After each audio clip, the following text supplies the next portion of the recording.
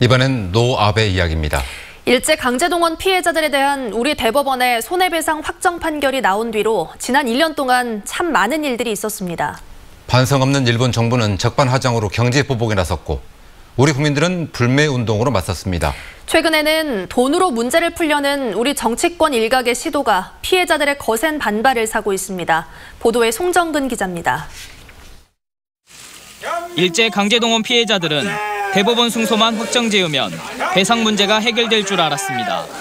20년 전 일본에서 제기한 소송은 졌지만 한국에서라도 승소하면 일본이 전쟁 범죄에 대해 사과와 배상을 할 것으로 생각했기 때문입니다.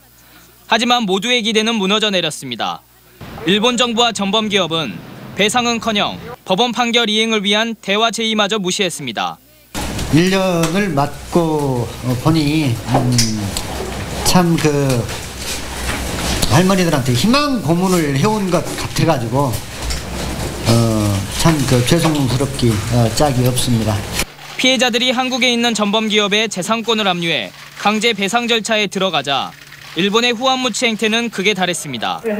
납득하기 어려운 이유를 들어 우리나라를 전략물자 수출 우대국에서 제외시키며 경제 보복 조치에 나섰습니다. 우리 정부는 한일 군사정보보호협정 종료와 WTO 제소로 응수했고 국민들 사이에선 아베 정부에 대한 규탄과 일본 상품 불매운동이 둘불처럼 번졌습니다. 한일 군사정보보호협정 폐기하라!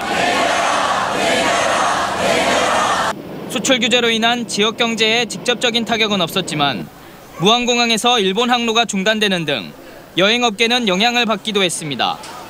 강대강으로 흐르던 한일 관계 속에서 문희상 국회의장이 강제동원 문제를 풀자며 제시한 해법이 피해자들의 가슴을 다시 한번 멍들게 했습니다. 한일 두 나라 기업과 국민들이 낸 성금으로 배상 문제를 해결하자는 문희상안에 대해 피해자들은 물론 시민단체들까지 모욕적이라고 비난했습니다. 양심이 있다면 가슴에 손을 얹고 사죄를 하고 나서 무슨 말을 해야지. 돈 준다고 해서 나 거지 아닙니다. 그는 여지껏 없어도 살았으니까. 해방된 지 74년, 전범기업의 배상 책임을 확정한 대법원 판결이 난 지도 1년이 지났습니다. 이미 줄 것 다 줬다는 일본 정부는 한 발짝도 움직이지 않고 있고 우리 정치권은 여전히 우왕좌왕입니다. 강제동원 피해자들에게 일제 침탈의 고통은 지금도 진행형입니다. MBC 뉴스 송정근입니다.